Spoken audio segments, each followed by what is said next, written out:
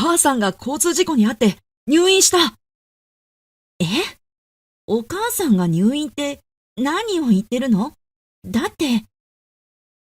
ある日、私が出かけていると、夫がとても慌てた様子で電話をかけてきた。俺は見舞いに行くために数日は実家に帰るから。だが、その内容には違和感があった。その違和感の正体を確認するため、私は少し視線をずらすと、それは教えなくてもいいわ。そこにいたのは、入院しているはずの義母だった。実は、夫からの電話は、義母と買い物に出かけている途中での出来事だった。私は言われた通り、夫に義母が近くにいることは告げずに電話を切ったのだが、お母さん、本当のことを言わなくてもよかったんですか？ええ、いいのよ。だって。私が不思議そうに首をかしげて義母に尋ねると、義母はすべてを知っているような感じで話し始めた。この時、義母からある計画を考えていることも教えてくれた。私は戸惑いながらも義母の話に納得し、その計画に協力することを決意。その結果、数日後に夫から再び電話がかかっていたので出て行くと、これは一体どういうことだ？電話に出た夫の声はとても焦っており、それにはもちろん理由もあった。一つだけ言えることは、義母を信じてよかったこと。これが夫に対する復讐の始まりだということだ。私の名前は桃山美琴。夫の健一とは結婚5年目を迎える35歳のジムトレーナーだ。今、私は義実家に来ており、夫と義弟、義父と共に食事しながら話している。男性陣は皆お酒も進んでおり、酔いが回り上機嫌になっていた。すると、義弟の結婚について話題になったのだが、いやー、みことみたいにスポーツに興味のある女と結婚できてよかったぜ。ユージもそういう相手早く見つけろよ。うるさいな。俺はまだ結婚に興味ないからいいんだよ。でも、健一やユージ君の会社なら、そういう女の子たくさんいるんじゃない？確かに、若くて可愛い子はいるな。ユージより少し年上だけど綺麗な子もいるから、気になる人がいたら協力してやるから遠慮なく言えよ。夫と義弟は、二人とも同じスポーツ会社に勤務している。だから、職場内の女性なら、兄弟揃ってよく知っているので、お互いで相談協力しながら、きっといい相手を見つけることができるだろう。きっと義父もそれを望んでいると思っていたのだが、義父の興味はまた別のところにあったらしい。ユージの結婚も楽しみではあるが、わしはやっぱり、圭一と美琴さんの間に、いつ子供ができるかってことだな。やっぱり男の子が孫として生まれ、わしがコーチしている少年野球のチームに入れたいからな。そうですね。子供のことは、健一と話し合って、ゆっくりと進めていきたいです。いつか男の子を授かれるといいですね。義父は75歳で、すでに仕事は定年退職済みで、今は少年野球のコーチをしている。正直に言えば、いつか子供を授かれるといいのは本当だが、私自身、無事に生まれてきてくれれば、性別はどちらでもよかった。ただ、義父は男の子を待ち望んでいる気持ちが強そうだったので、それを言うことができなかったのだ。それよりも私は、みんなとはまた違ったところが気になっていた。今日もお母さんは部屋で一人閉じこもっているのかしら。私がそのことを気にする理由は、義実家で食事をしているというのに、食卓には義母の姿が見当たらなかったからである。私が義母のことを気にするようになったのは、結婚当初からだ。これは、結婚したばかりの頃、挨拶に行った時の話なのだが。ああ、健一の家族に挨拶に行くの、やっぱり緊張するわ。ねえ、健一のご両親ってどんな人なの？父さんは俺と同じでスポーツが好きでさ。息子の俺が言うのもあれだけど、豪快な性格をしてて面白い人だよ。でも、母さんはな。お母さんはどうしたの？義父のことははっきりと褒めるのに、義母のことになると少し歯切れが悪くなってきた。もしかしてお母さんはすごく厳しい人なのかしら？夫の反応を見ていると、昔から厳しくされて苦手意識があるからうまく話すことができないのでは。そう思ったのだが、その予想は外れていた様子。母さんは、なんというか内向的で変わった人なんだ。もっと積極的に人と関わればいいのに、つまらない人だよ。え？あ、そうなんだ。まあ、母さんのことは気にしなくていいよ。とにかくお前は安心して、俺や父さんとユージに任せてくれていたらいいからな。ええ、わかったわ。少し義母のことをないがしろにしすぎてはいないのか。私はそれが気になりながらも、義実家に到着すると。いらっしゃい。よく来たね。その人が兄貴の嫁さんか。綺麗な人じゃないか。どうも、こんにちは。はじめまして。通常は結婚の前に両家の顔を合わせ、挨拶をしたり、それから結婚式を行うことが普通だろう。だが、私たちは、両家ともにそういった形式上のことにとらわれず、自由に交際して籍を入れ、結婚したので、この日が義家族と初対面となっていた。この時、義父と義弟は明るく出迎えてくれたのだが、そこに義母の姿はなかった。母さんは相変わらず部屋に引きこもってるのか？ああ、そうだよ。もっとも、今日みことさんが来ることを伝えてもいなかったけどな。え？それはさすがにひどくない？そうは思ったが、義家族とは初対面であり、いきなり私が意見なんて言うと、雰囲気が悪くなるかも。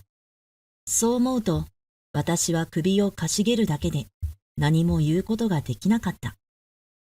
すると義父がため息をつきながら、ゆっくりと口を開いた。まあ、でもせっかくみことさんが来てくれたんだから、あいつを呼んで何か用意させるよ。ああ、そうしよう。いや、あまりお気になさらずに。私はあまり義家族に気を使わせるのが申し訳なかったので、遠慮がちにそう言ったものの、夫や義父が行動する方が早かった。しばらくすると、義母が部屋から出てきて私に気づき、目が合うと、こんにちは。あ、はい、こんにちは。はじめまして。夫の言うように内向的であるのは本当なのだろうか。確かに声は小さめで、私を見てもただ一言挨拶をしてくれただけだった。そんな義母に対して、夫や義家族の反応は冷たかった。おい、せっかくみことさんが来たんだ。とびきりのごちそうを用意しろ。みことはハンバーグが好きだから、それは絶対に作ってくれ。もし、米とか材料が足りないものがあるなら、急いで買ってこいよ。一体、義母のことを何だと思っているのだろう。まるで家政婦とでも思っているかのように、次から次へと義母に対してあれこれと命令しているのが気になって仕方がなかった。お母さん、私も手伝います。いいのよ。みことさんはゆっくりしててね。でも、私は義母があまりに不憫で手伝おうと声をかけたが、義母には丁寧に断られてしまった。みことは何もしなくて大丈夫だよ。母さんが全部やるからさ。そうそう。我が家ではそれが当たり前だから気にするな。夫や義父にそう言われ、あまり私が出しゃばって波風を立ててしまうわけにもいかないと思ったので、それ以上は私は何も言うことができずに、義母が一人でもてなしてくれている姿を黙って見ていることしかできなかった。そろそろお盆の時期で、一度実家に行かなきゃいけないな。え？ああ、そうね。私たち夫婦は義実家の隣県に家を借りて住んでいるので、義家族とは数ヶ月に一度ぐらいで会えばいい方だ。そのため、たまにしか義実家に行くことはなかった。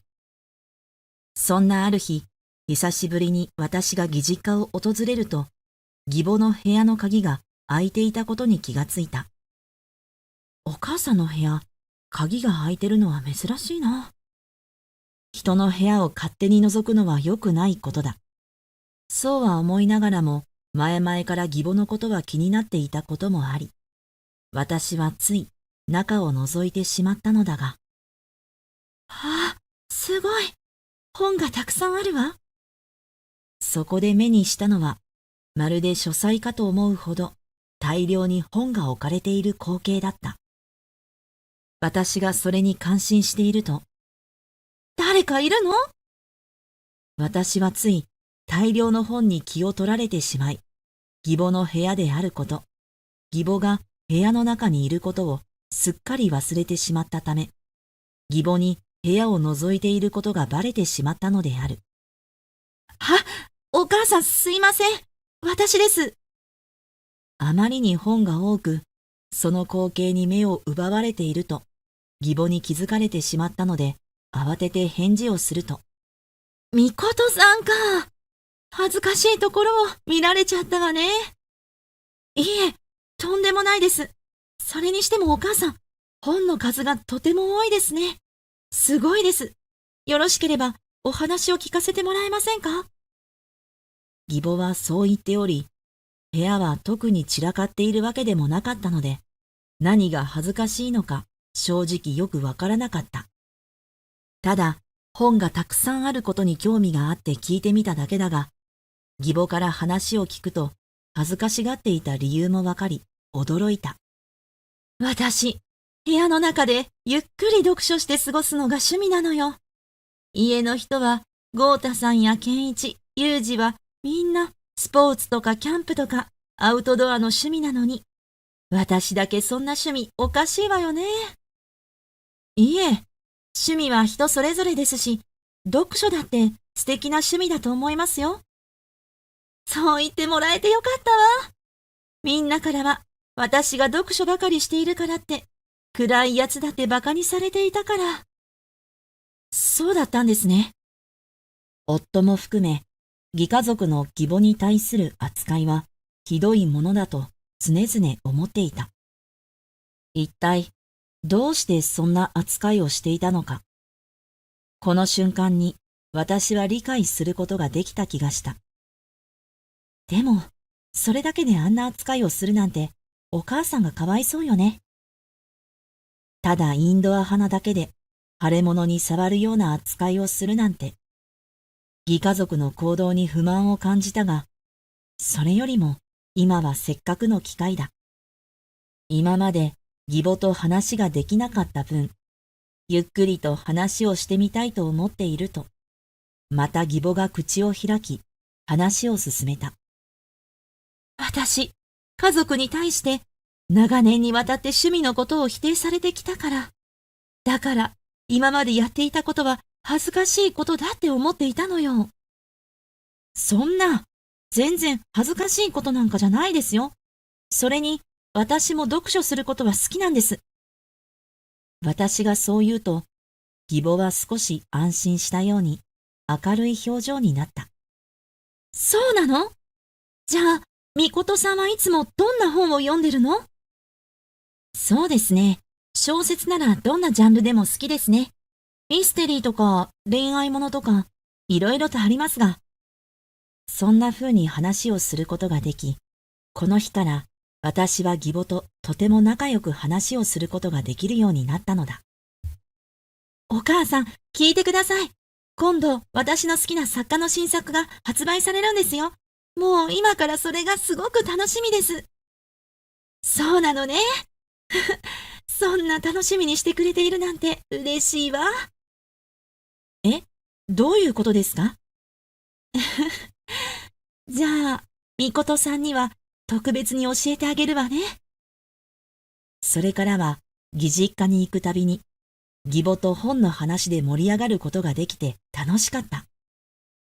義実家では相変わらず、義母は家政婦のように扱われているが、私も義母と会話を楽しみながら家事を手伝うようにした。なあ、みこと、家のことは母さんが全部やるんだから、お前は何もしなくていいんだぞ。いいのよ。お母さんと話しながら一緒にやるのは私だって楽しいんだから。そっか。まあ、別にいいけど。そうは言うものの、夫の表情を見ると、明らかに面白くなさそうな顔をしていた。何がそんなに気に入らないのかしら。私が義母と仲良くしていることを知ると、夫は普段の会話の中でも義母とのことをよく話すようになった。と言っても、悪い意味での話ではあるが。なあ、母さんとあまり仲良くするのはやめろよ。お前まであんな変な人になるのは勘弁してくれ。お母さん全然変じゃないわよ。いたって普通。そんな風に考えることの方が変だと思うわよ。いや、そんなことないって。夫も余計な口論をしたくないと思ったのか、あまり強くしつこくは言わないように気をつけてはいたが、それでも不満そうな表情は顔に出ていたように感じた。そんなある日、私は義母を誘って本屋巡りをしていた。ここにも目的の本がないですね。本当ね。大人気の作家さんだから、新しい本が出たらすぐに売り切れてしまうのかしら。でも、本屋を探せば見つかるはずだから、次は駅前の本屋にでも行ってみましょう。はい、そうですね。それから何軒か本屋を巡ってみると、あ、みことさん、目的の本あったわよ。よかったわね。あ、本当だ。よかったです。お母さん、ありがとうございます。目的の本が無事に見つかったことは確かに嬉しい。でも、私にはそれ以上に嬉しいと思うことがあった。お母さん、楽しそうにしてくれているな。思い切って誘ってみてよかったな。そんな風に胸をなで下ろしていると、突然私のスマホが鳴り、驚きながら画面を確認すると、電話の相手は夫だった。夫から電話なんて珍しい。そう思って私が首をかしげていると。どうしたの？電話誰から？あ、健一からなんですが。健一から？何か急用かもしれないから電話に出てもいいわよ。あ、はい、わかりました。義母にそう言ってもらえたので、私は夫からの電話に出たのだが。あ、もしもし、みことか？あのさ、落ち着いて聞けよ。今、病院から連絡があって、母さんが事故に遭って入院することになったんだ。え？お母さんが？夫は何を言っているのだろう。だって、義母は私の目の前にいるというのに。そう思い、私はいぶかしげに夫の話を聞いていたが、私がそんな風に思っていることなど知らずに、夫は話を続けた。急な話だから、びっくりして当然だよな。俺だって同じだよ。とにかくそういうことだから、俺だけで実家に帰ってお見舞いに行くから、数日したらそっちに帰るからな。いや、お母さんは。きっと、夫は何か勘違いしているだけだ。だから、私は本当のことを伝えてあげようと思って話し始めたのだが、ふと義母の方に目をやると、それは教えなくてもいいわ。そう言って小声で指示されたので、私は夫に伝えることができないまま、夫に電話を切られてしまったのだった。お母さん、本当のことを言わなくてもよかったんですか？ええ、いいのよ。だって。私が不思議そうに首をかしげて義母に尋ねると、義母は何か知っているような感じで話してくれた。もともと今日みことさんが誘ってくれたから、これを伝えるにはちょうどいいって思っていたのよ。そうだったんですか。お母さん、ありがとうございます。この時、私は義母から指示された理由と、ある計画について説明を受けた。義母の話に納得した私は、その計画に協力することを決意した。数日後、またもや、夫からの連絡があり、電話を取ると、おい、お前、これは一体何のつもりだ？何のつもり？あなたが目にしたものの通りだけど。電話に出た夫の声は、とても焦っている様子。なぜそんなにも焦っているかというと、もちろん、それには理由があった。見ての通りって、母さんの見舞いから帰ったら、家財道具がすべてなくて、離婚届だけが置いてあるじゃないか。わけがわからない。一体どういうことだ？ふざけてるのか？何もふざけてないわ。心当たりはあるでしょ。そもそも、お母さんのお見舞いなんて、最初に嘘をついたのは、健一だものね。なんだと？俺が嘘をついているなんて、どこにそんな証拠があるんだ？でたらめなこと言うんじゃない！そう言って、夫は声を荒げていた。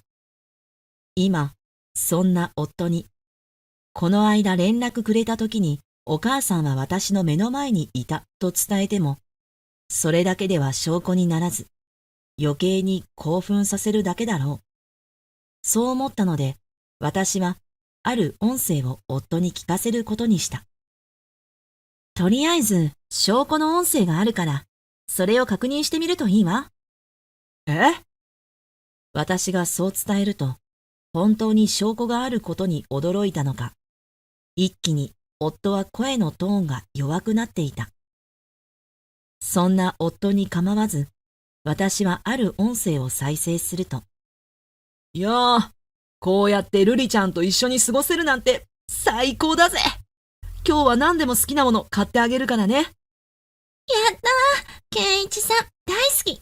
でも、奥さんのことは大丈夫なの？大丈夫だよ。母さんが事故で入院していることにしてるから。それより、この後はホテルでゆっくりしようじゃないか。もう、健一さんたら。その音声を聞けば、誰でも夫が浮気をしていたことは一目瞭然でわかるものだった。音声を流し終えると、夫は電話の向こうでもよくわかるぐらいうろたえていた。なんだよそれ。なんでそんな音声が。お母さんが記録してくれていたのよ。健一がお母さんのお見舞いに行っていたはずの日にね。そんな。実はあの日、義母から伝えられた計画がこれだった。夫は義母の見舞いだと偽って愛人と会っていたのだが、その日以外でも時々日帰りで愛人と会っていたことがある様子だった。その時の様子を義母がたまたま目撃し、話を聞いたことから思いついた計画だったらしい。もちろん、健一と愛人には浮気の慰謝料を請求するからね。それと家財道具なら義実家の方に送っているわ。くそ。黙って聞いてりゃ調子に乗りやがって。なんとでも言ったらいいわ。とにかく健一とは離婚よ。それから、お母さんもお父さんに対して離婚を伝えたそうだから。私がそう伝えると、夫は急に開き直ったような態度で話し始めた。ああ、そうかよ。まあ、どうせお前も母さんと同じような人種だってことが分かったからな。そんな女は願い下げだ。喜んで離婚してやるよ。それはどうもありがとう。私は嫌味たっぷりにそう伝えるも、夫はそんな私を見下したように鼻で笑い、話を続けた。そんな嫌味を言って強がりやがって。俺はこれからルリちゃんと人生を謳歌するが、お前は俺と離婚したこと、後悔しても知らないからな。夫はそんな捨て台詞を吐くと、すぐに電話を切ったのだった。後悔するのは健一の方だと思うけどね。私はそう思ったが、その答えが出るまでにそう時間はかからなかった。その日が来たのは1ヶ月後のこと。元夫と離婚してから初めて電話がかかってきたので出てみると。おい、お前、母さんがどこにいるか知らないか？いきなり、何？なんでそんなことをあなたに言わなきゃいけないの？そんなのいいから。知ってるからさっさと教えろ。こっちは大変なことになってるんだ。そう話す元夫の声からは、とても焦っており、必死になってる様子が伝わった。正直、義母の居場所を伝える義理はない。そもそも元夫だって、とっくに自立した大人であるはずだ。でも、そんなに慌ててお母さんを探すなんて何かあったの？ただ、元夫があまりにも必死だったので、私はとりあえず理由だけ聞いてみることにしたのだが。俺、お前と離婚してからは、瑠璃ちゃんと楽しく過ごしてたんだよ。ええ、そうね。彼女と人生を謳歌するって豪語していたものね。まあな。そのつもりだったが、瑠璃ちゃんの目当ては俺じゃなく、俺の金だったんだ。え？どういうこと？私がそう聞くと、元夫の話し声はどんどん小さくなっていった。瑠璃ちゃんは派手なものが好きで、ブランド物のものばかりねだってきたんだ。最初のうちは買ってあげられてたんだが、そのうちに、お金がなくなってしまったってわけ？ああ、そうだ。これ以上は買ってあげられなくなるとさ、甲斐性のない男は嫌い。もう飽きたって言われて、捨てられてしまったんだよ。それは災難だったわね。もっとも既婚者の身でありながら浮気なんてしていたのは元夫の方だ。不誠実なことをしていた報いを受けただけとも言えるだろう。別に私にとっては関係ないことではあるが。でも、わざわざお母さんを探さなくても、義実家に戻れば、お父さんとか裕二くんもいるわよね。私がそう言って義実家のことを伝えると、元夫からの連絡には、そのことも関係していたらしい。俺もそう思ったんだ。だから実家に戻って面倒を見てもらおうと思ったよ。だけど。そう言うと、夫は少し言いにくそうに、時々言葉に詰まりながら話を続けた。実家に帰ると、父さんから母さんが出て行ってから、この家にもお金はないと言われてしまったんだ。義父は定年退職済みだから年金暮らしだとしても、元夫や義弟は定職があり、一定の収入があるはずだ。元夫が私に慰謝料を払い、出費があったことを踏まえても、生活に支障が出ることはないだろう。よほど瑠璃さんにお金を使っちゃったのかしら。そんな風にさえ思い呆れていると。なんで今までやっていけていたのかわけがわからなくて。だからいろいろと調べていくとさ、母さんって実は売れっ子の作家だってことがわかったんだ。お前知ってたんだろ？そうなのだ。義母の名前は美晴。ミリオンセラーを連発する売れっ子作家である。私も最初は名前が同じなだけと思っていたので、義母から話を聞いたときには、驚きと同時に喜びを感じることもできた。それでな、母さんが家計を支えてくれていたことが分かったんだよ。だから母さんがいないと大変なんだ。でも、お父さんや裕二君と協力して家事をしたり節約したら、なんとかなるんじゃないかしら。簡単に言うなよ。お前と結婚してた時は、家事はお前にしてもらっていたし、実家ではずっと母さんが家事をしていた。だから俺たちは3人とも家事が全然できないんだよ。そんなことは私に言われても知らないわよ。そういえばそうだった。確かに義実家では義母を家政婦として扱っていたし、私と2人での生活でも、元夫は家事を手伝ってくれたことはなかったことを思い出した。結局、義実家では男3人、誰も家事ができないので、食事も外食やコンビニ弁当などでお金がかかり、家の中も掃除が行き届いておらず、散らかり放題で荒れた状態であるらしい。とにかくお金のことも家のことも切羽詰まってるから、せめてお母さんに実家に戻ってきてほしいってことかしら。ああ、そうだ。だから母さんの居場所を教えてくれ。お前、何か知ってるんだろ？いや、知らないわ。役に立てなくてごめんなさいね。本当に知らないのか？まあいい。とにかくお前のところに母さんから何か連絡が来たら教えてくれ。連絡が来たら、ね。わかったわ。私は元夫の言葉を適当にあしらって電話を切った。その直後、後ろから肩を叩かれて、誰からと聞かれたので振り返ると。ああ、お母さん。実は健一からの電話でお母さんを探してるようでした。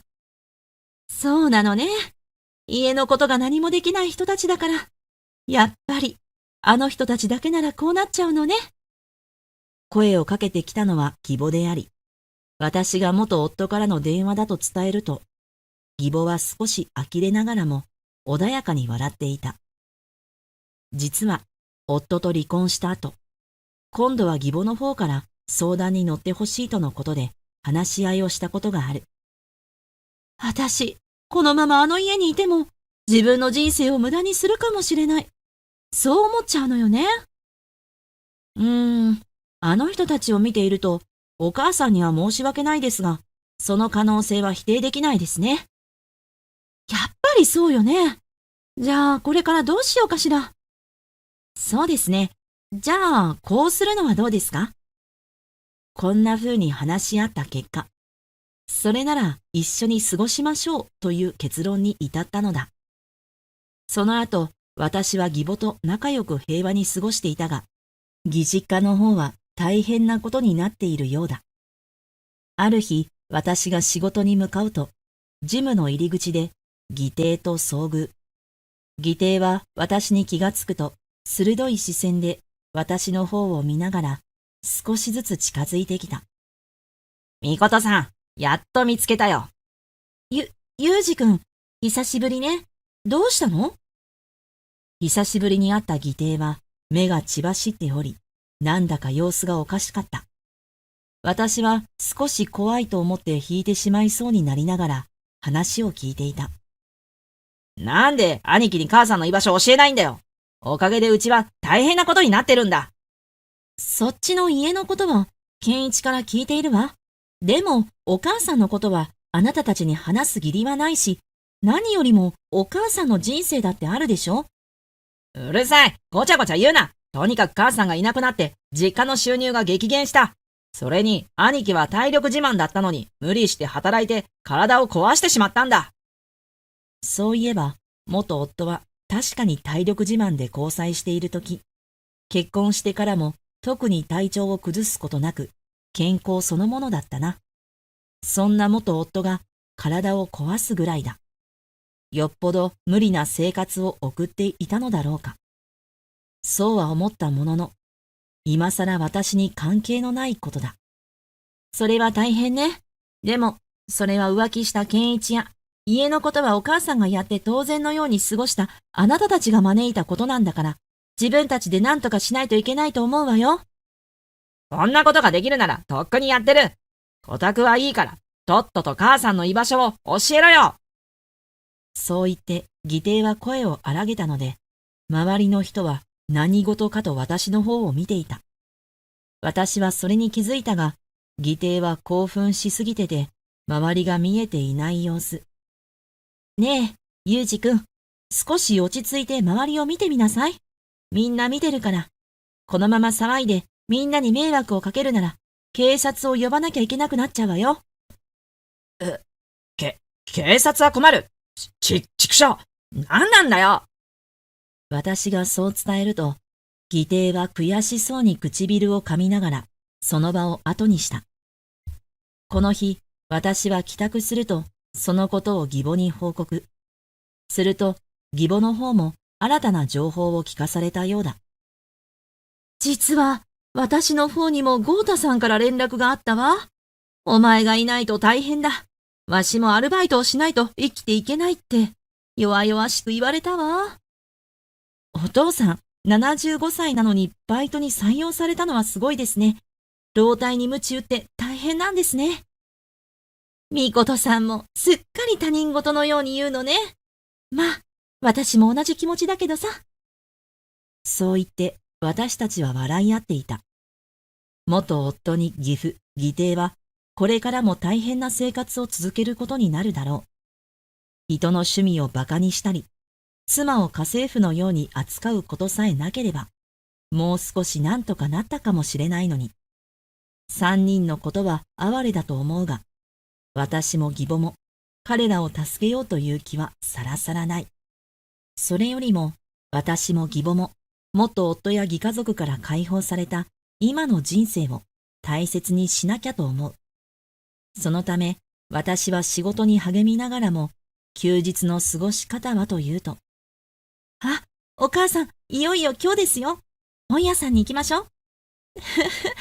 みことさんたらはしゃいじゃって、そんなに慌てなくても本は逃げないわよ。だって楽しみだったんですもの。私は今も義母とたまに本屋巡りをしている。義母と一緒に本を読み、本の話をすることはすっかり私の生きがいにもなっていた。この日、本屋で手に取った目的の本は義母の新作だ。これからもそんな楽しみを義母と共有しながら人生を謳歌できるといいな。義母と一緒ならそれが可能だ。私はそう確信している。